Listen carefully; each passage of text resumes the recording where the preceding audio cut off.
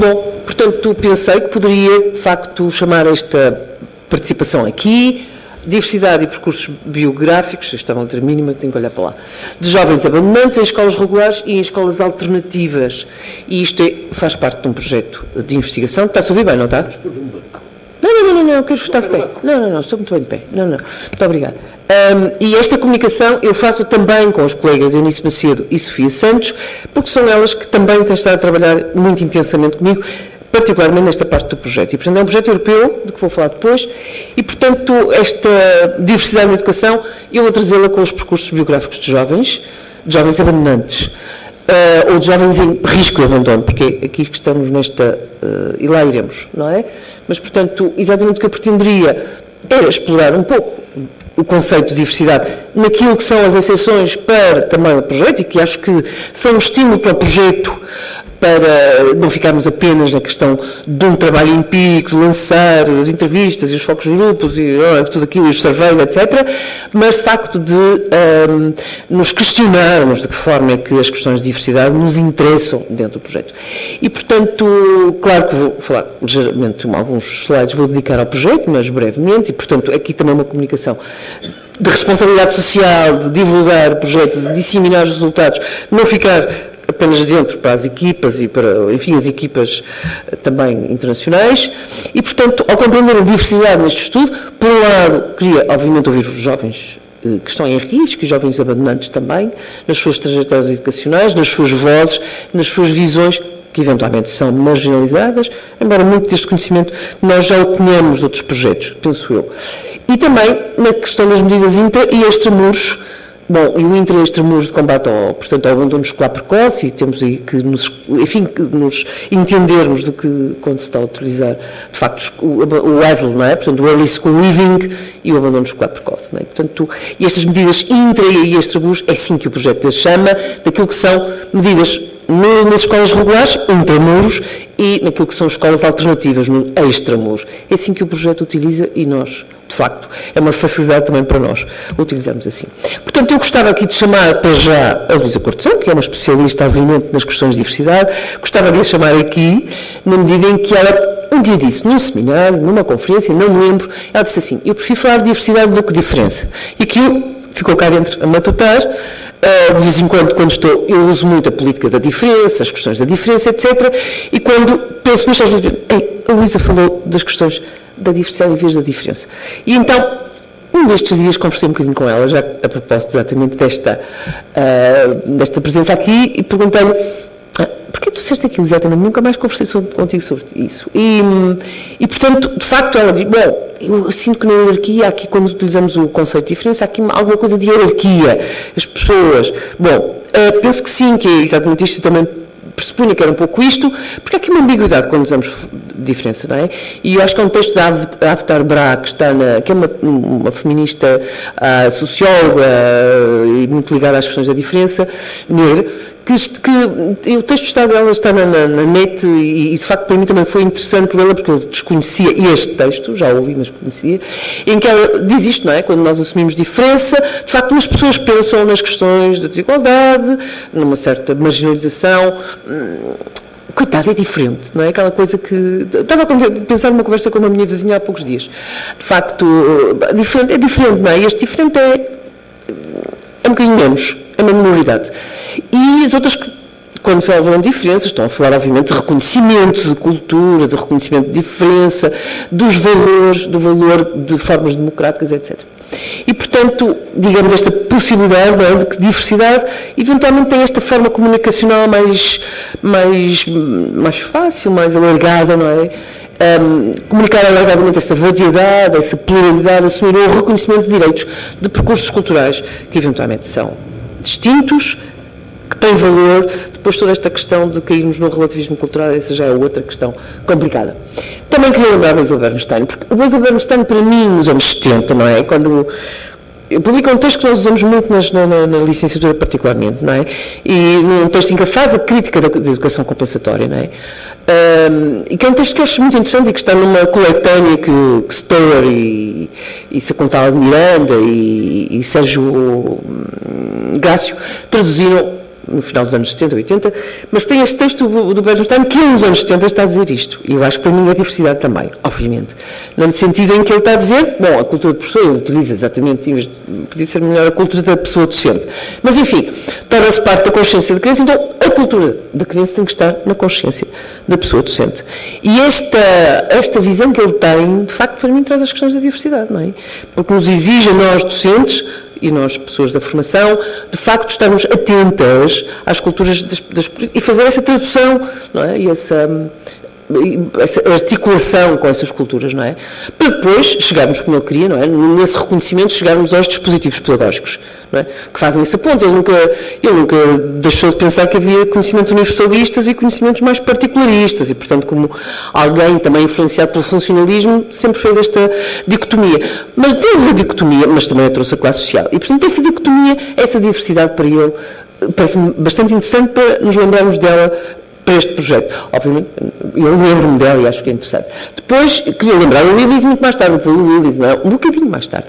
E ele aí, claramente, também sobre classe social, mas pensando nos rapazes de classe trabalhadora. Claramente aí, trazendo as questões de género, sem as assumir claramente, mas trazendo e falando realmente dos rapazes de classe trabalhadora e da forma como eles, de facto, em relação à cultura escolar, como é que eles se posicionam, aquilo que nós chamamos de indisciplina, não é? E que ele está a dizer que, para alguns, é uma libertação, o estar against, não é? O estar face à cultura escolar e opor-se a ela, é uma libertação. E, portanto, temos que pensar nesta diversidade também desta forma. Depois queria lembrar setor e corteção, claro, ou corteção e setor e corteção, e eu penso sempre no livro deles, Levantando a Pedra, não é? Que eu continuo a considerar, no conjunto que eles juntaram, traduziram das suas produções, não é? E da forma como eles trazem aquele conjunto de conceitos que dão cor a esta questão da diversidade, certamente. Eles falaram do multiculturalismo benigno, falaram do daltonismo cultural, etc, etc. E, portanto, como estas, e muito centrados, particularmente centrados, não tanto nas questões de classe social como o Bernstein e também o Willis, mas no sentido mais das questões da diversidade étnica, mas sem esquecer a grande questão da escola para todos, claro. E, portanto, criar condições para que grupos com menos poder pudessem, obviamente, usufruir da escola de uma forma alargada. Bom, claro que, para mim, depois de classe social, estava género, não é? Mas isso já há muitos anos, é por isso que, quando se está no fim de carreira formal, de facto, a pessoa faz um bocadinho esta história lá para trás e, de facto, género esteve sempre, de facto, nas minhas preocupações de produção. E, portanto, eu queria lembrar aqui a Garcia Louro e a Scott, a Joan Scott, mas, de facto, lembrar as questões de género como realmente relações de diversidade. Bom, inicialmente muito dicotómicas, é verdade, e o conceito aparece de uma forma dicotómica, mas depois vai, de facto, ganhando, não é, uma diversidade no seu interior, por exemplo, com a orientação sexual e não só, e eu, claro, queria trazer a Iris Yang, para mim, uma teórica política, infelizmente também já desaparecida, mas também, porque, como um setor, mas de qualquer maneira no mesmo ano, mas de qualquer maneira porque ela traz os debates da redistribuição e do reconhecimento, com a Nancy Fraser, aquele grande debate que eles trazem nos Estados Unidos e que depois Boaventura Sousa Santos também se envolve, etc., e muitos outros autores e autoras, mas a questão do reconhecimento das culturas, não é? Que ela traz de uma forma muito forte e que, enfim, pronto, depois este debate, estamos a esquecer, só falamos das culturas e então as questões económicas da redistribuição, como é que é? E ela traz a questão realmente muito forte do conhecimento, da reclamação do reconhecimento de grupos sociais que estão mais nas margens, que estão mais vulneráveis, com uma grande crítica ao processo de assimilação, não é? Portanto, a assimilação é chegar ao jogo e o jogo já começou e tu integras-te lá, e esta heterogeneidade, obviamente, que ela acentua, para aquilo que ela diz, para a construção de uma nova polis, e esta nova polis é uma polis em que estão certamente também os grupos de género, mas não confundir que o género não é mulheres e homens, quer dizer, pensar que dentro do grupo de género existem homens e mulheres com diferentes poderes, e portanto as mulheres também têm que se lembrar que elas têm diferentes poderes e há umas que têm mais poder do que outras e portanto esta é também uma diversidade e portanto estamos aqui a falar de heterogeneidade e não estamos a falar de homogeneidade dentro de cada grupo. E esta é a questão que a Avta a quebrar também traz numa citação que eu já não tenho aqui, acho que já não falei dela. Pronto, então, ia entrar exatamente, para não demorar demasiado, no projeto Resleu. E, de facto, este é um projeto sobre o reduzindo o abandono escolar precoce na Europa. Já sabemos que isto é um projeto, para nós, tem, obviamente, aqui um enquadramento relevante para as questões da diversidade. É um projeto europeu, Quando estamos a falar de abandono escolar precoce, estamos a falar de jovens dos 18 aos 24. E isto tem que ficar claro, porque muitas vezes não estamos absolutamente claros. Dos 18 aos 24 que abandonaram a escola sem atingir o final do secundário, ou o equivalente, o chamado ICED 3, não é? E, portanto, é disto que estamos a falar, do grupo dos 18 aos 24. É claro que, como estamos com 9 países, ok? Como estamos com 9 países, é claro que temos aqui variações, não é?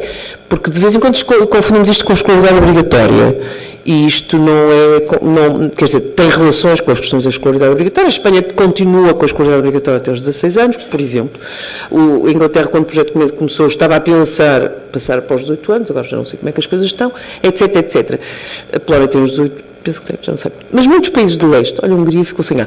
Muitos países de leste, alguns países de leste, a escolaridade terminava aos 16, aos 15, mas tinham altas taxas de escolaridade no secundário, os 80%, não é? Portanto, não é só a escolaridade obrigatória que traz isto, está aqui outras questões, obviamente, que são interessantes, mas, de qualquer maneira, bom, é um projeto e começou em 2013, estamos em 2017, portanto, já estamos para o ano, em 2018, para o ano não, sim, para o ano, termina em janeiro, e, portanto, estamos nesta parte agora, mais da escrita, mais de reflexão e também continuar a investigação. Bom, pretendemos, obviamente, avançar o Estado da arte, com a contribuição de vários olhares disciplinares, já sabemos, várias formas metodológicas, também a cooperação entre pesquisadores a nível da Europa, bom. E depois, no campo político, não é? Também conseguir trazer alguma contribuição para a produção de políticas educativas, não é? Em relação ao ESL, não é? Portanto, em relação ao abandono escolar precoce e medidas, etc. Eu ia lembrar isto, não é? Porque é sempre interessante olhar para as taxas, porque há aqui ambiguidades que estão aqui muito interessantes. Mas, de qualquer maneira, lembrar que nós temos que atingir os 10%, como sabem, em 2020. Portugal tem feito, na última década, grande avanço, não é? Porque nós começamos em 2005 com 38,6 e agora estamos em 13,7. E este é um valor já está confirmado no Eurostat. E, portanto, bom, fizemos uma grande caminhada e somos o país que fizemos a maior caminhada. Há aqui uma margenzinha para que os governos e, enfim, possam, de facto, contribuir para que esta mudança, esta baixa seja mais forte, porque a definição do Eurostat não é apenas os jovens que não conseguiram, entre os 18 e os 24, não conseguiram atingir o ensino secundário. É que também o Eurostat basta, nas últimas 4 semanas, ter frequentado ações de formação para já não ser um abandonante escolar precoce. E, portanto, há aqui uma margem, como podem calcular, de alguma maleabilidade, de algum avanço, para atingirmos os 10% em 2010, claro. Bom, é claro que o ESL tem sido, na União Europeia, considerado como um problema muito importante. Portugal, na nossa investigação que fomos fazendo desde 2013, nas escolas não era bem assim. As coisas estavam... Quando abandono escolar estamos a falar ainda do 5º ano, depois é claro que estamos a falar bom, depois da minha escolaridade obrigatória também mudou, entretanto, quer dizer, começamos a ter jovens que chegavam ao fim do 12º ano, ou que tinham os 18 anos, e, portanto, mas não havia uma consciência completa, não é? De que isto era uma medida europeia. Em muitas entrevistas que fizemos e focos de grupos, com associações, com escolas, instituições, etc, etc. Portanto, é verdade que não estava completamente. Bom, só para lembrar algumas das coisas, enfim, o projeto tem múltiplas, é um projeto carregadinho de blocos de trabalho, está-se a acabar um, já está-se a começar outro, ao mesmo tempo está-se a começar outro, e portanto não há tempo suficiente para aproveitar suficientemente todo o material empírico que se tem, e lamentavelmente, naturalmente, mas para lembrar aqui, bom, e portanto, e os centros também que vêm, que participam aqui, são muitos centros que vêm das preocupações de migração e também dos estudos multiculturais, não é? Da diversidade cultural, etc, etc. Portanto, havia um foco muito forte sobre os grupos de etnias diferentes na Europa, não é? De grupos étnicos, ou pelo menos de corzinho de pele diferente, não são necessariamente grupos étnicos, têm corzinha de pele diferente, não tem mais nada do que isto. Mas também, e a Inglaterra há um debate muito interessante, a determinado momento, numa das reuniões, porque de facto a Inglaterra diz, bom, mas não vamos esquecer dos jovens de classe trabalhadora, particularmente dos jovens rapazes. E de facto o género emerge aqui claramente, não é? Porque sabemos, e é um fenómeno transnacional, que as raparigas têm maior sucesso quando se compara estatisticamente. Em Portugal isto já diminuiu um bocadinho, mas era claramente uma diferença grande. E claro, as minorias étnicas, e nós, se pensarmos nos Roma, não é? Portanto, no povo cigano, de facto, e em vários países, Portugal também, claro, mas a Irlanda, a Grécia, a Espanha, a Lituânia. Bom, a Lituânia não faz parte do projeto, mas enfim. E, portanto, a determinado momento... eu só queria dizer uma coisa aqui, porque senão não ajudo, ou não coisa. Nós fizemos um grande survey, não é? Portanto, um grande questionário em 2013, 2014, não é? Portanto, foi repetido 2 anos mais tarde, com um número imenso de jovens, depois difícil foi encontrar os jovens 2 anos mais tarde, que atendam o telemóvel, que respondam, portanto, noutra. Também surpresa, porque tivemos que utilizar meios para os países do centro da Europa, foi fácil. Sorteava-se um iPad em Portugal. Completamente impossível. E, portanto, porque senão eles não queriam responder depois, não é? Não estavam interessados em responder depois. Isso é um grande problema, conseguir que as pessoas depois respondam, etc, etc. Mas tem uma parte longitudinal forte, tanto a nível de survey, não é? De questionário, como a nível também de entrevistas. E, portanto, o que é que mudou? Isso é a parte longitudinal. Mas, pronto, e meteu os gestores, meteu muita gente diversa e muito trabalho. De qualquer maneira... já pode ser esta, pronto. A determinado momento, portanto, estes jovens, que foi basicamente de entrevistas, eu agradeci que me ajudasse no tempo, está bem? Pode ser? Quando tivesse 5 minutos, quer dizer que é eu cortar. Então, de um conjunto de categorias de análise, não é? Portanto, estas entrevistas foram, de facto, analisadas e são, obviamente, complexas, em torno das questões das aspirações e motivações. Eu peço desculpa de agora entrar no inglês, ok? Peço muita desculpa, mas eu não tive tempo para passar isto para português, e muito menos, obviamente, para francês. Lamento muito, mas, portanto, as trajetórias educativas eram uma outra categoria, a ligação à escola e à educação também, as questões do comportamento na escola também estavam presentes, as questões das experiências de emprego, as questões dos desafios e da resiliência destes jovens e as questões das redes sociais de suporte, não é?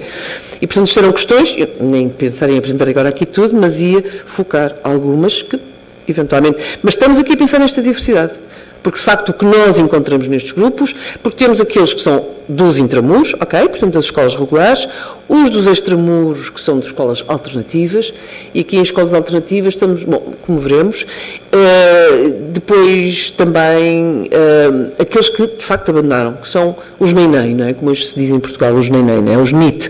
A Inglaterra sempre bateu aqui nesta questão. Mas nós temos NEETs, mas são os NEETs. E o resto das equipas ficava um bocadinho ainda, hoje, ok, são os NEETs, isto é, não estão em educação, não estão em formação, não estão sem fazer nada. Não é? Os NEETs. Bom, os nem-nem. Então, em relação a aspirações e motivações, não é? E o que nós temos agora aqui é que temos, portanto, algumas coisas que os juntam e algumas coisas que os distinguem, não é? E, portanto, muitos intramuros e alguns exlers, não é? Portanto, alguns abandonantes, que são os tais, que estão sem fazer, neste momento, não estão na escola, não estão. E também, e todos os extramuros, portanto, todos que estão em escolas alternativas, já vamos ver quais são, falam exatamente da falta de recursos financeiros. Portanto, estamos a falar de um grupo, já diríamos isto anteriormente, não é? Mas estamos a falar de um grupo que tem, de facto, dificuldades financeiras, não é? De facto, recursos económicos escassos, dificuldades económicas, e isto é praticamente uma constante nestes grupos. E como já podíamos calcular, nós sabemos isso dos outros estudos, claro, mas, portanto, as questões, não é, são questões de pobreza, não é, e portanto, enfim, estão lá muito presentes. Também, sim, conscientes que o 12º ano não vai ser suficiente, portanto, chegarem aos 18 anos com o 12º ano, isto não vai ser suficiente perante, digamos, as questões do emprego, porque tenho consciência do desemprego juvenil, e que é alto em Portugal. Era, não sei agora neste momento, a taxa que está, mas obviamente que quando isto é 14 e 15, são taxas muito elevadas de desemprego juvenil. E, portanto, eles têm, contrariamente, têm exatamente esta... Podem fazer tudo, quer dizer, quais são as vossas expectativas? As aspirações? Bom, há tudo, não é? Não fazer nada, completar o grade, não é? Portanto, no ano ou o grade 12, irem para a educação, para o ensino superior, arranjarem dá tudo, esta variedade, não é? Os ioiós, não é? Aquelas trajetórias ioió, de que se fala muito também, não é? Mas entram e saem e não sabem o que é que vão fazer, incerteza, não é? Também, muito, muito clara, não é? E depois temos alguns casos, obviamente, da questão da gravidez adolescente, e que particularmente atinge as raparigas, não é? Particularmente, mas também, ó. Quanto às trajetórias educativas, não é? Já sabemos, as experiências de escola são, genericamente, para muitos deles, são complicadas, e também já sabemos isto, não é? De que é na transição da escola básica de 9º ano para a escola secundária, não é? O Upper Secondary Education, que tem as maiores dificuldades. Já sabemos isto, mas isto é um comprovativo, em Portugal é muito, muito claro. Bom, e depois temos aquelas questões que já sabemos todos nós, não é? De repetição de ano, que, bom, que há uma particularidade portuguesa e de outros países, mas não de todos. A transição entre ciclos, a mudança de grupo de turma, dificuldades com o currículo e a sensação de estranheza, não é? E eu isso acho tremendo para nós todos, e todas nós, docentes e formadores, esta questão da estranheza do que é o mundo estranho da escola, da instituição educativa, bom, sobretudo da escola regular. Nesta trajetória educativa, bom, também se fala da escola americana, também da vadiagem, não é? Da truancy, da vadiagem, de pequenos roubos, pequenas, não é? Portanto, aquele comportamento já um bocadinho mais complicado.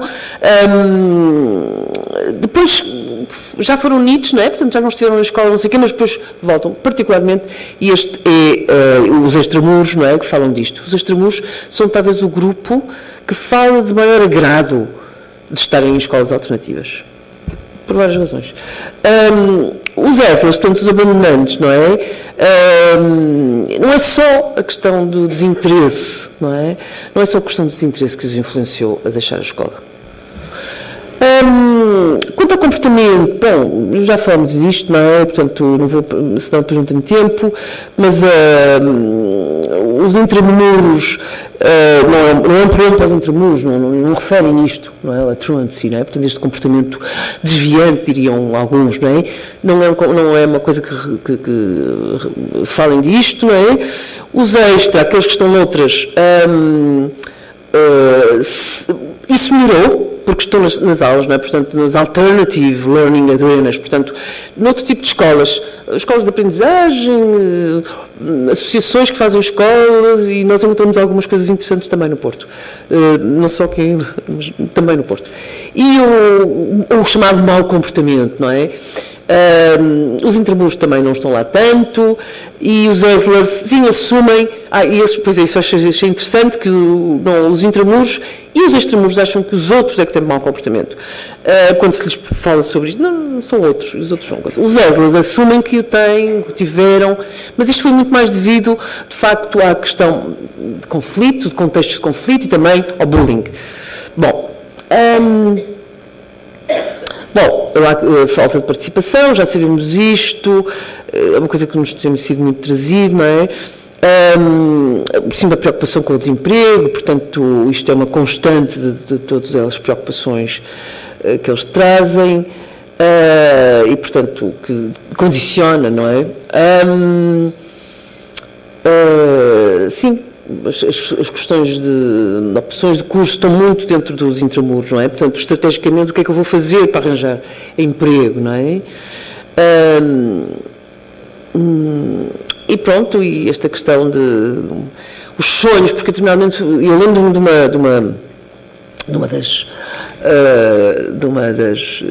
alguma coisa que um dos jovens diz, e que é citado, aliás, no relatório internacional, não é? Que ele diz, o meu sonho é ter casa, ter um carro, casar, ter filhos, não é? E isto é um sonho europeu das pessoas jovens, nestas faixas, etc.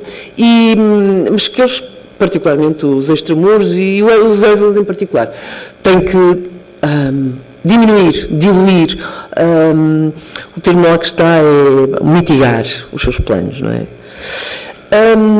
Depois, quanto aos desafios, não é? Esta resiliência, enfim, os ESLers de facto confrontam mais problemas, mais problemas e quando são comparados com os outros grupos, a necessidade de ajudar, não é, os pais. Isto é uma coisa muito forte.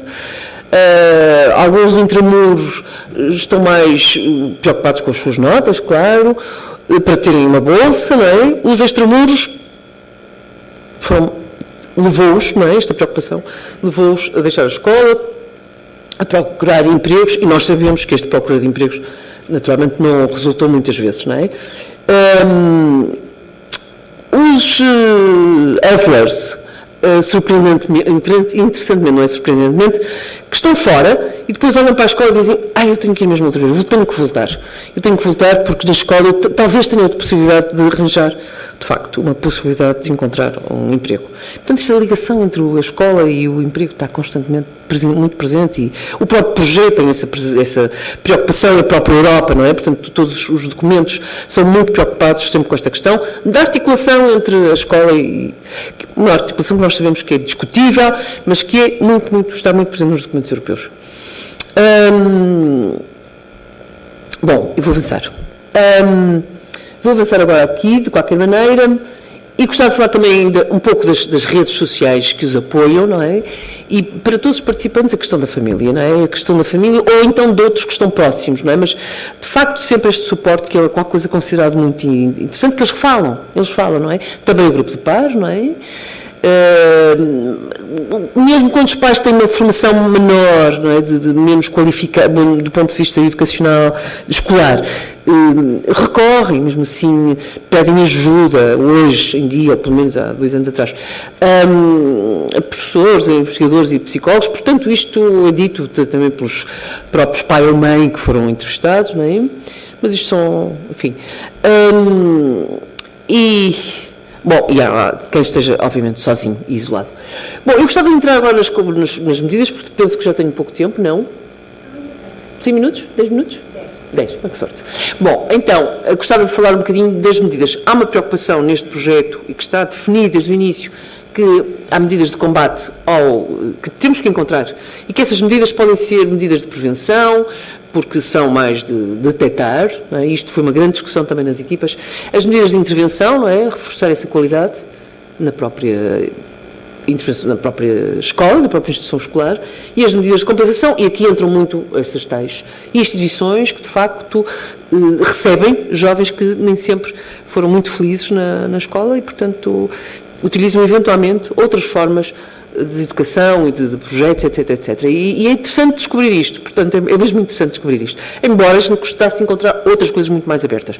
Ou menos, às vezes, há uma retórica, ou há um discurso que é feito muito alargadamente do que é que se faz, mas depois, talvez, se estamos mais tempo lá dentro da própria instituição alternativa, talvez descobramos que as coisas não são tão vividas desta forma. Talvez descobramos, às vezes. Mas é verdade que, em relação a isto, e, portanto, uma intervenção, medidas dentro das escolas, as medidas de intervenção, encontramos, obviamente, sistemas de detecção precoce do risco, isto que temos que encontrar, e algumas coisas existem, e tivemos agora que fazer o último trabalho, e foi exatamente perceber o que é que existe em Portugal de medidas de detecção do risco, o Risk Assessment Evaluation, não é? O que é que são os sistemas de detecção precoce dentro do espaço escolar, já que estamos a falar do intramuros, pois o apoio escolar, claro, o apoio socioemocional e comportamental, esse conhecemos claramente, e orientação vocacional, claro. Esta é uma lista, digamos, do que vários países apontaram como medidas para intervir a nível nas escolas, de prevenção e de intervenções. Vários países têm, algumas muito mais nítidas, mas há várias formas que são utilizadas em várias escolas, e dificilmente posso falar de tudo isto, mas talvez na detecção precoce. A Bélgica fala de conversas face a face e aponta isto como um mecanismo que tem uma medida, não é? A Inglaterra fala deste esquema, não é? O risco do indicador da NIT, não é? Portanto, de ser um neném, não é? E uma ferramenta que monitoriza os jovens em risco, não é? Portanto, que é aquilo um bocadinho que também em Portugal se está a utilizar, penso eu, nos tapes. Nós encontramos algumas outras que estão a ser utilizadas noutras instituições. E, claro, depois temos o apoio tutorial, enfim. Portugal, nós escolhemos a questão que é utilizada numa instituição cooperativa, que é, portanto, uma alternativa, não é? Cooperativa, e era exatamente o conselheiro tutor da turma, mas é um conselheiro diferente do tutor da turma. Bom, e depois temos ali alguns nomes que, enfim, está a tradução, não é? Por exemplo, a orientação vocacional, a Polónia utiliza o programa profissional e a Suécia usa a cadeia de estudo de trabalho, enfim, não me lembro de tudo isto. Mas só para dizer que, de facto, isto se enquadra num conjunto de que estes países também eles tiveram que encontrar as medidas de compensação. Bom, o nosso trabalho foi exatamente no Intramuros, foi no Intra e Alternativo, espera lá, agora estou perdida, foi exatamente encontrar os processos que, de facto, as medidas que são utilizadas, e nós temos 4 escolas. São escolas de ensino secundário, ok? Portanto, que têm jovens a partir dos 18 anos, é porque aqui há alguns momentos em que nós temos jovens de 16, não é? Porque estamos ainda na detecção, etc, etc.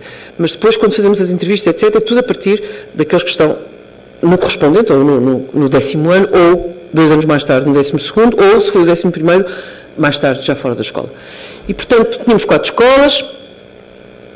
Agora, se vocês me perguntarem, bom, esta ciência, que era uma escola artística do Porto, pública, não é? A D é uma escola central do Porto, na zona da Boa Vista, uma escola muito preocupada, nessa altura, com os créditos que podia ter para dar mais português, mais matemática, mais...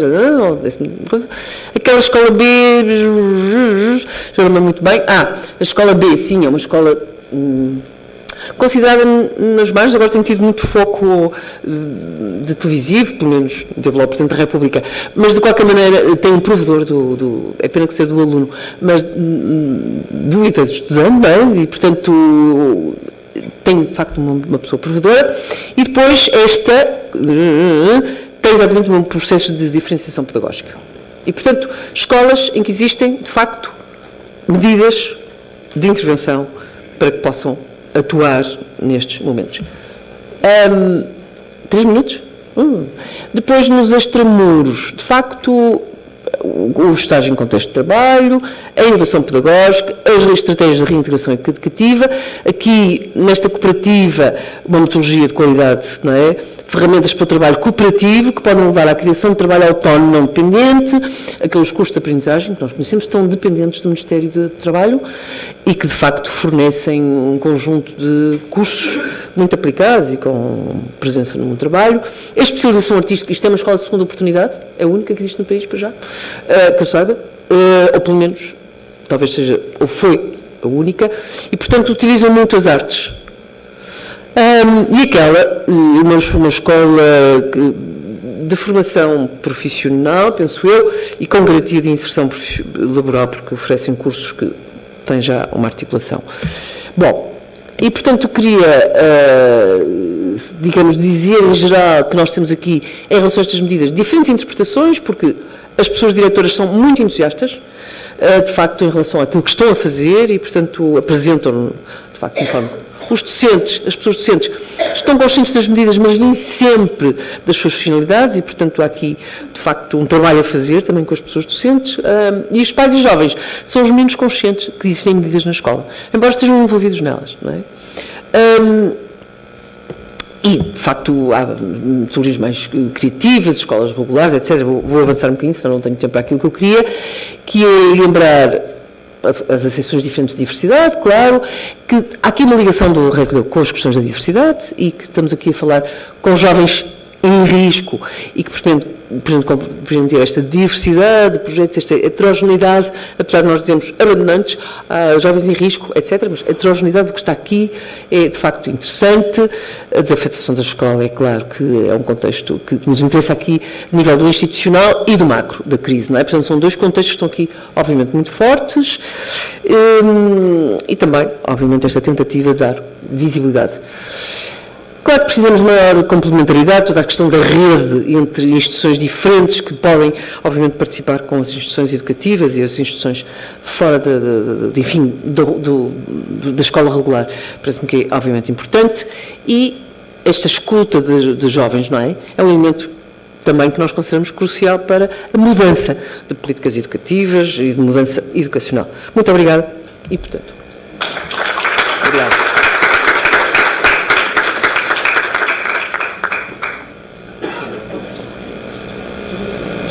Queres que eu te ligue o microfone? Estás a falar daí? Já? Ou fala daí?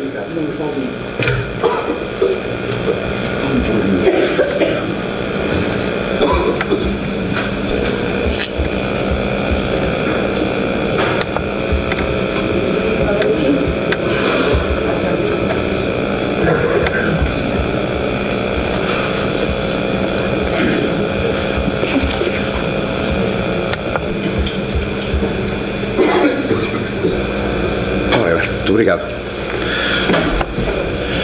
Muito bem. Convidaram-me não para acabar com o Congresso, mas para acabar o Congresso. Eu e a professora Helena queria cumprimentar as minhas colegas de mesa, a professora Teresa Leite e a professora Helena Araújo. Queria cumprimentar também a organização da AFIRSE e dizer que 24 é um número espantoso, não é? 24 sessões é um número espantoso. Napoleão tentou conquistar Portugal por 3 vezes, mas como ele usou a força, não conseguiu este facto. Isto prova que a cooperação é muito melhor do que a força, não é?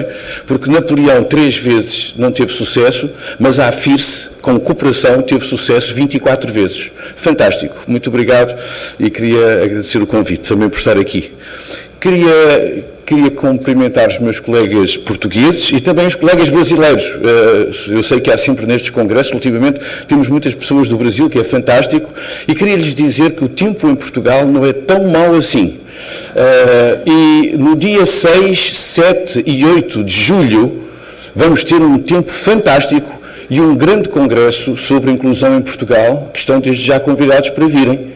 O Congresso da Pró-Inclusão, 6, 7 e 8, não estou a ver nem escrever, 6, 7 e 8 em Lisboa, com um tempo fantástico, com assim estilo janeiro no Brasil, de carnaval. Muito bem, queria usar esta meia hora, talvez um bocadinho menos, não é preciso ter meia hora, se for um bocadinho antes, para vos falar um pouco sobre os desafios da inclusão. Ainda há pouco ouvimos dizer que a inclusão tornou-se qualquer coisa de... mais ou menos como aqueles medicamentos homeopáticos, que nós não sabemos se fazem bem alguma coisa, mas mal também não fazem. E a inclusão tornou-se qualquer coisa parecido com isso, é qualquer coisa que... É sempre bom terminar uma frase com a palavra inclusão, fica sempre bem. E inclusão. E a inclusão tornou-se, de certa maneira, uma perspectiva muito benigna, de certa maneira. Há pouco a professora Helena falou do multiculturalismo benigno. Eu acho que é uma inclusão benigna. E queria falar-vos hoje, talvez, sobre esta perspectiva dos desafios efetivos que a inclusão traz, que não são desafios tão benignos quanto isso. Quando nós falamos em inclusão benigna, nós queremos dizer que aceitamos que, juntamente com a inclusão, existam inclusões parciais. Tudo isto são pérolas teóricas. Nós dizemos, pois ele está aqui, eu lembro-me que aqui há uns anos atrás houve o caso dos contentores, em que havia crianças com dificuldades que eram colocadas em contentores em escolas. E na altura houve uma pessoa que disse, isto é um caso de inclusão parcial. Eu achei isto fantástico, acho que realmente é preciso ser muito criativo para dizer coisas destas, não é? É um caso de inclusão parcial. A inclusão benigna aceita serviços especiais. Queria-vos lembrar que em documentos atuais o termo especial não existe. Quando nós falamos em especial é mau sinal. Desconfiem quando virem professores especiais, metodologias especiais, salas especiais, formação especial, pais especiais, quando virem isto, desconfiem. Porque certamente estamos a falar de uma inclusão que não é tão responsável quanto aquela que nós gostaríamos que existisse. Bom, agora até há, por vezes aparecem escolas que têm turmas de homogeneidade relativa, que eu acho outra pérola teórica, não é? É fantástico. Dizer, ele é homogéneo, mas é só relativo. Ou é heterogéneo, mas é só relativo. Aliás, eu também podia dizer, por exemplo, homogeneidade, tem a ver com qualidade, não é? Eu podia dizer, eu tenho uma prima que é uma beldade relativa. É interessante isto. Ou então dizer, há um político que tem uma honestidade relativa. É interessante, não é? Mas nós não nos rimos disto, mas aceitamos que se diga homogeneidade relativa, que não deixa de ser muito cómico, não é? Bom, a inclusão benigna promove também a participação e o sucesso de todos, desde que sejam possíveis. Toda a gente diz, eu sou favorável à inclusão, desde que seja possível. E se não for possível, olha, paciência. A inclusão benigna considera a inclusão como um aperfeiçoamento e uma continuidade da integração, isto é, um trabalho que é feito para conseguir que os alunos com dificuldades participem numa escola em tudo regular. A escola é regular. E os alunos vão-se tentar adequar a essa escola. E a inclusão, o que é isso? Nós encontramos às vezes pessoas que dizem, sim, a inclusão, quer dizer, como se dizia antigamente, a integração. E é como se nós víssemos que era como uma dinastia, em que o rei pai da integração deu posse ao filho da inclusão. E é tudo a mesma coisa. Não é.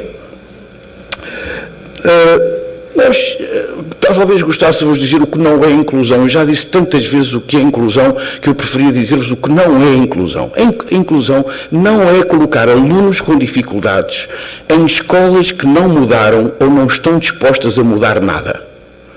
Isto é, esta perspectiva somatória de eu pegar em alguns alunos e colocá-los numa escola regular e dizer, estão a ver a inclusão. Era parecido com o que nós dizíamos aqui há uns anos, entrávamos numa escola, víamos uma cadeira de rodas e dizíamos, cá está uma escola inclusiva.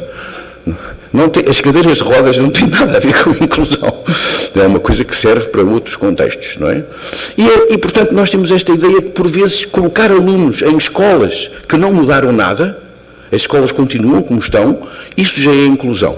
A inclusão não é colocar alunos com dificuldades em escolas que não mudaram, nem estão dispostas a mudar nada.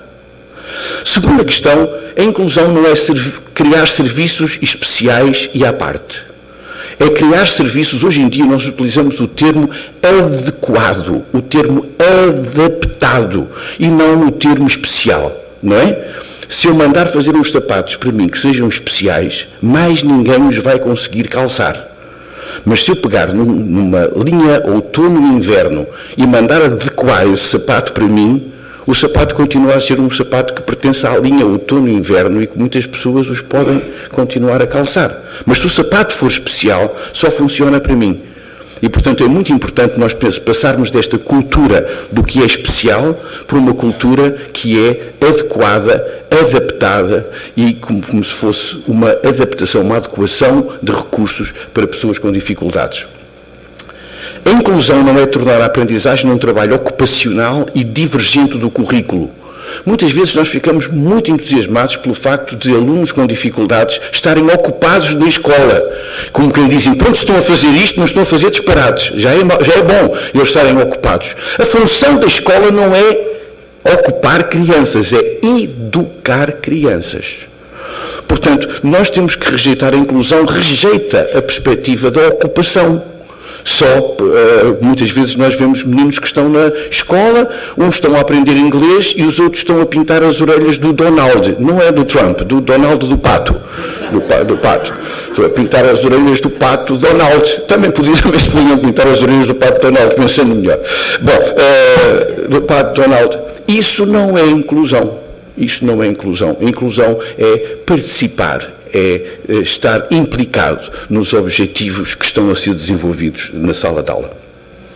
A educação inclusiva talvez seja isto, uma reforma educacional que remove barreiras à educação. Isto é, remove barreiras para que todas as pessoas possam participar na educação. E que estas barreiras são removidas não só para alguns alunos, mas para todos os alunos. E, obviamente, nós esperamos que os ambientes de interação, os ambientes de valorização, sejam os meios que nós usamos para remover essas barreiras.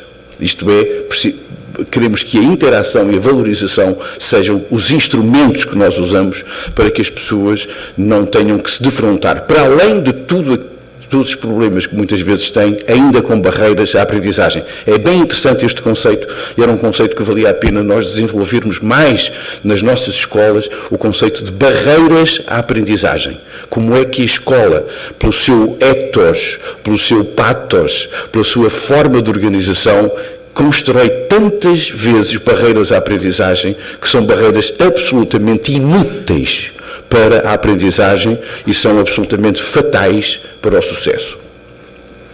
A educação inclusiva, isto que implicaria uma dimensão personalizada, isto é, acolher diferentes modos de obter e exprimir saberes. A questão muito interessante, a frase do Bernstein que a professora Helena citou agora. Se nós queremos perceber a cultura dos alunos, é muito importante. O professor tem que perceber a cultura dos alunos para conseguir ensinar esses alunos, não é? E há uma dimensão personalizada e há uma dimensão multicultural. Isto é, a inclusão tem que acolher diferentes formas de ver o mundo. Não é possível desenvolver projetos de educação inclusiva sem uma forte aposta em inovação. Eu tenho insistido ultimamente muito nisto e penso que é um aspecto muito importante. Muitas vezes nós pensamos que a inclusão é como se fosse um penso rápido que nós colamos na pessoa. E tudo fica direito na pessoa, menos aquele penso rápido. Nós temos que pensar que é fundamental nós inovarmos práticas, inovarmos conceitos, inovarmos valores da escola para poder efetivamente desenvolver contextos inclusivos. Obviamente inovar conceitos e práticas de ensino, práticas de aprendizagem e modelos de escola. Talvez fosse interessante nós compararmos o que seria esta inclusão benigna com uma perspectiva de inclusão crítica. Às vezes eu não gosto muito do termo crítico, porque muitas vezes quando nós usamos o termo crítico queremos dizer eu percebi uma coisa que tu ainda não percebestes. Existe uma discreta, suave arrogância intelectual quando nós dizemos que somos críticos, porque os outros, coitados, não chegaram a essa fase ainda, não são críticos ainda. Não são, aqueles são os ingênuos. E depois eu tenho inclusão, mas eu sou crítico, entendeste? Ok? Eu sou dos críticos.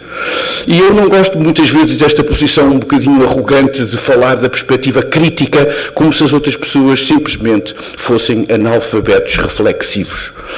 Mas mesmo assim vou utilizar a terminologia crítica no sentido de quê? No sentido de nós procurarmos entender melhor a genealogia, entendermos melhor quais são os significados que por vezes estão presos à palavra inclusão. E não há dúvida que a inclusão desafia alguns dos pilares da escola mais tradicional e de inspiração liberal.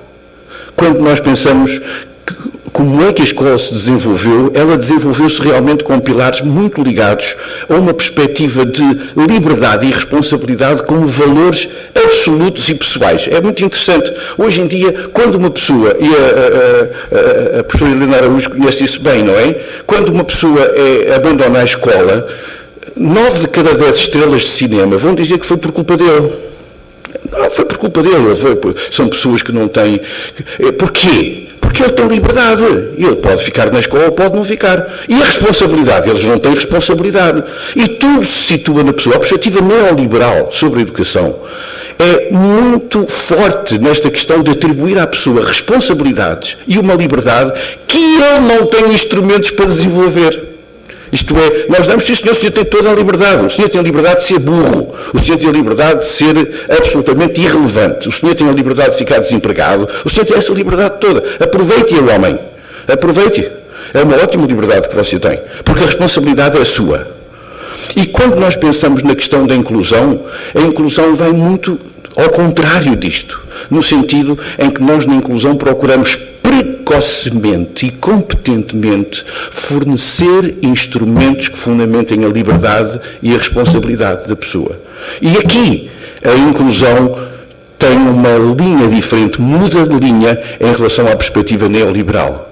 E é por isso que a inclusão acaba por ser muito questionadora em relação aos modelos neoliberais. Já em 1998, a Unesco tinha dito que são os alunos que têm direito à educação, não é a escola que tem direito a ter certos tipos de alunos. Interessante, não é? Quando nós ouvimos os nossos professores a dizer, já viste a turma que me calhou este ano? a turma que me calhou este ano, como se eu disse, eu tinha direito, eu que sou um excelente professor, até outros alunos saíram-me estes alunos, era só isto. Não. O direito é dos alunos e o professor, o direito que tem é de ensinar esses alunos, professores que têm direito à educação.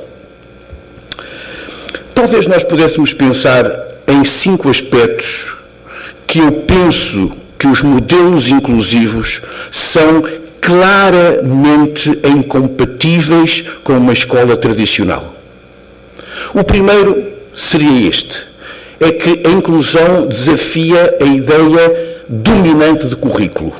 A ideia predominante do currículo, talvez isto seja, se eu não tivesse mais tempo para dizer mais nada, eu quase que ficava aqui. É a questão fundamental. É como é que nós conceptualizamos, como é que nós desenvolvemos, como é que nós apoiamos, como é que nós tornamos um currículo para toda a gente, em vez de ser um currículo só para alguns. Citava-vos só a frase de Brunner, um homem que morreu, um homem luminoso, que morreu há pouco tempo, e que dizia: a ciência não é senão uma das formas de relação com a cultura. Nós às vezes temos a ideia que a escola tem a ver com a ciência. A escola é muito mais do que ciência. A escola é muito mais do que ciência. A ciência não é senão uma das formas que nós temos de nos relacionarmos com a cultura. A segunda questão, não tem a ver com isto, são 2 funis, não é? 2 funis, ao contrário. 2 funis.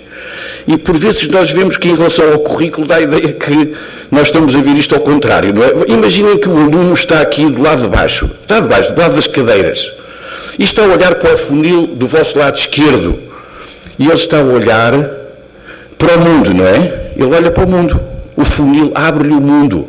São as tecnologias.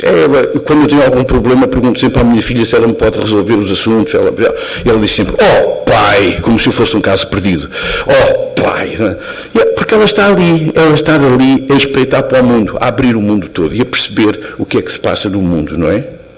E às vezes nós pensamos que a cultura escolar faz exatamente o funil do lado direito.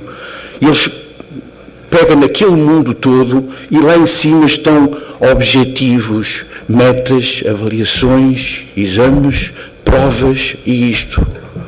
E é só virar o funil para o outro lado. Não é? Nós pegamos em pessoas que estão a ver o mundo para o ver cada vez mais largo, mais complexo, mais interessante, mais dinâmico, e muitas vezes pegamos em todo este dinamismo e fechamos-lo lá em cima.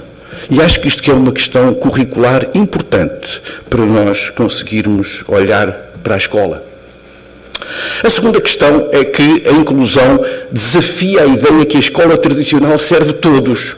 É claro que as pessoas bem intencionadas na vida dizem: pois, isto está tudo muito bem, até temos a escola para todos, não é? Toda a gente pode ir à escola, outra vez a liberdade, não é? A liberdade neoliberal. Mas toda a gente pode ir à escola. Mas a escola tradicional não serve para todos.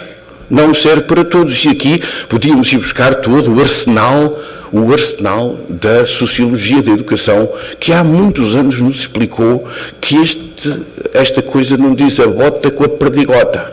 A escola tradicional não serve a todos. Porquê? Porque reconhece que a escola legitima e valoriza a expressão e o comportamento segundo um código específico que não tem a ver só com o mérito do aluno, mas com a sua origem sociocultural, sabemos disso, não é? É uma verdade do Monsieur Laplace. Recentemente, Roger Slee, um autor australiano, publicou um livro interessantíssimo chamado The Irregular School, a escola irregular. E ele dizia: a escola, claro que é irregular. Sabem porquê que ela é irregular? Porque se ela fosse regular, ela educava todos os alunos. Como ela não educa todos os alunos, ela é irregular, está fora da lei, porque ela foi criada para educar todos os alunos. Se ela não educa todos, it's the regular school. A escola irregular. Desafia, portanto, a inclusão desafia a ideia de uma escola tradicional que pode servir para todos. Sabemos que, obviamente, que a inclusão desafia a ideia de homogeneidade. Não só a relativa, mas a outra, não é? Desafia a ideia de homogeneidade. No sentido em que nós hoje sabemos que não é possível educar os alunos com tanta diversidade. Realmente não são diferentes, são diversos, é isso.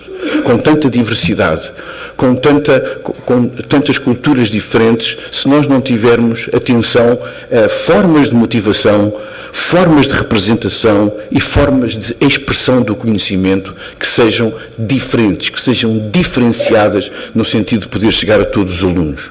Muitas vezes nós dizemos que os nossos alunos estão pouco interessados na escola. Estão porque nós os continuamos a motivar como se estivéssemos há 80 anos, não é? Há 80 anos toda a gente achava que vinha para a escola e que até havia aquelas figuras que havia uma escola e o sol a nascer atrás da escola, não era? E as crianças de manhã iam não só em direção à escola, mas em direção ao sol. Fantástico, não era? Fantástico, iam para o sol, conhecimento e tal. Hoje em dia não se passa assim. Hoje, se calhar, o sol está do outro lado. E nós temos que dizer, temos que ir ali para a parte mais escura. E, portanto, nós temos que, sem dúvida, numa perspectiva de inclusão, nós temos que encontrar novas formas de motivação. Temos que encontrar novas formas de representar o conhecimento, não só as formas mais tradicionais, mais comuns de representar o conhecimento. E temos também que dar aos nossos alunos formas diferentes de exprimir o conhecimento, também não só através das formas que nós consideramos mais conservadoras e mais testadas. A inclusão crítica, eu não sei se penso que salta aí uma, mas ainda bem porque estou a ficar curto de tempo. Mas não se perde nada. Mas não se perde, não. Mas já agora, como vocês pagaram o bilhete, tem que saber tudo o que se passa. Pronto, é isto mesmo. Pronto, obrigado. Não é que senão as pessoas iam lá fora e iam pedir uma parte de inscrição. Eu é que eu não vi aquele slide. Bom, quarto aspecto, desafia as interações que se estabelecem na escola. E é muito interessante quando nós vemos em termos organizacionais a nossa escola, nós vemos que a nossa escola está toda organizada verticalmente. E nós depois dizemos, nós precisávamos fazer mais trabalhos de projeto, precisávamos mais que os alunos tivessem perspectivas de investigação mais horizontais, mais transversais. E eu pergunto, como é que é possível fazer isso? Toda a nossa escola está dependente dos departamentos que têm uma hierarquia de cima para baixo. Se nós tivéssemos escolas mais preocupadas com a questão do trabalho transversal, nós daríamos muito mais importância aos diretores de turma do que aos diretores de departamento nas nossas escolas. Portanto, nós precisamos também de ter uma outra perspectiva na organização da escola em relação ao vertical, ao horizontal, ao individual e ao grupal. À competição, à cooperação, à submissão, à participação. Bom, isto levava-nos para outro aspecto. Agora, sim, vamos ao tal quinto. O quinto é que a inclusão desafia a impermeabilidade da escola às questões da sociedade e da comunidade. Impermeabilidade, eu gosto disto. Da ideia que a escola, aliás, há uma série de impermeabilidades, não é? Quando nós agora andamos a falar do Muro do México, é interessante nós pensarmos que nós também temos muros nas escolas. Interessante. A minha próxima conferência vai ser sobre os muros das escolas, que eu acho isto bem, eu lembrei-me agora, mas isto é bem pensado. Há muros nas escolas, não é? Há muros nas escolas. E alguns dos muros da escola têm, por exemplo, a ver com os muros que existem entre as unidades onde estão alunos com deficiência e o resto da escola. Há um muro aqui. Há muros à volta das escolas sobre como é que as escolas participam na comunidade onde estão. Esta impermeabilidade tem muito a ver com o facto do mito de nos salvarmos sozinhos. Se eu me impermeabilizar, aliás, eu já ouvi isto em qualquer sítio, se eu me impermeabilizar, talvez eu me salve sozinho. Talvez eu não precise de negociar, talvez eu não precise de me entender, talvez eu não precise de comunicar com ninguém. Talvez eu me possa salvar sozinho. E a inclusão nega esta perspectiva. Pelo contrário, a inclusão diz, se tu te queres safar, não podes impermeabilizar-te. Quanto mais te impermeabilizares, mais profunda vai ser a tua dificuldade, menos interessante vai ser a tua participação na sociedade, menos vais dar e receber da sociedade em que estás. Pensar na questão, aliás, o professor João Barroso falou na conferência de abertura sobre a territorialização da escola, a escola como mediadora, contextualizadora destas dimensões macro e micro, a sustentabilidade e, sobretudo, a questão da importância dos direitos humanos e da equidade, quer dizer, como é que a escola se pode tornar nesta territorialização, nesta mediação entre o que são as grandes ideias dos direitos humanos e as práticas, por exemplo. Não é? Continua a ser muito chocante, até questões de género também, como é que as nossas escolas continuam a passar tantas vezes por cima de atentados, de menosprezos às questões da etnia, às questões do género, às questões da deficiência, etc, etc. E acho que nós precisamos de criar escolas intolerantes com violações aos direitos do homem. E certamente a inclusão é um bom ponto de partida. Caminhando de olhos abertos. Eu disse caminhando de olhos abertos porque há pessoas que caminham, mas de olhos fechados. Batem com a cabeça em todo lado. E há pessoas que têm olhos abertos, mas não se mexem. São aquelas pessoas que percebem tudo, já sabem, não é? Que dizem, isso é por causa daquilo. E a pessoa não se mexe. Mas a pessoa percebe tudo, mas não se mexe. E eu penso que talvez um bom moto para nós é caminhar de olhos abertos. Não, uns mais devagar, outros mais depressa, outros com os olhos mais abertos do que outros, mas caminhar de olhos abertos. E pensar em olhos abertos, queria dar-vos 3 referências para caminhar de olhos abertos. Em primeiro lugar, é a perspectiva de Boaventura Sousa Santos, quando fala da sociologia das ausências e da sociologia das emergências. Dizer quanto é importante que não nos conformemos com o estado habitual da inclusão, o nosso estado atual da inclusão. Nós pensarmos que o facto de nós não vermos não quer dizer que não exista. O facto de nós não vermos não quer dizer que não deixemos de pensar que isso que é importante, que é urgente e que é essencial. A segunda questão é um alerta em relação às coisas muito evidentes. António Sampaio da Nova escreveu um opúsculo que dizia evidentemente, no sentido que é evidente, mente. As coisas que são demasiado evidentes são muitas vezes enganadoras. O que é evidentemente. Até funciona em francês, não é? Évidemment, ce que c'est évident, ment. Évidemment. Ça funciona em francês, hein? Hoje, je pense. Hein? O que é evidente... Perdão? E também funciona em italiano. Va bene. Obrigado. Muito bem. O que é evidentemente. E gostava também de vos lançar este desafio, de pensarmos que muitas vezes nós estamos rodeados de perspectivas que são absolutamente conservadoras, absolutamente construídas, absolutamente desinteressantes e que nós olhamos para elas como se elas fossem evidentes e fosse a única maneira que nós temos de desenvolver a educação. Não se esqueçam o que é evidentemente. E em terceiro lugar, eu tenho defendido que a inclusão é um processo de resistência à consolidação e fortalecimento da escola tradicional. Desculpem-me repetir. Eu tenho defendido que a inclusão é um processo de resistência à consolidação e fortalecimento da escola tradicional. E foi isso que eu procurei, em 2 palavras, dizer-vos. Talvez um aspecto sobre o caminhar de olhos abertos é considerar a inclusão como um aspecto autofágico. Por vezes nós perguntamos onde vamos buscar energia, onde vamos buscar recursos, onde vamos buscar pessoas para nos alimentarem este combate pela inclusão. Eu também não sei muito bem, mas tenho uma proposta. A inclusão é autofágica. No sentido que, quanto mais nós desenvolvermos a inclusão, mais ela se vai alimentar de si própria, mais ela vai criar rupturas, mais ela vai criar precedentes, mais ela vai criar práticas que são incompatíveis com práticas tradicionais. E, portanto, como estamos a chegar à hora do almoço, gostava de vos deixar esta perspectiva de inclusão como autofágica, mas espero que não se comam a si próprios e que comam um ótimo almoço. Muito obrigado.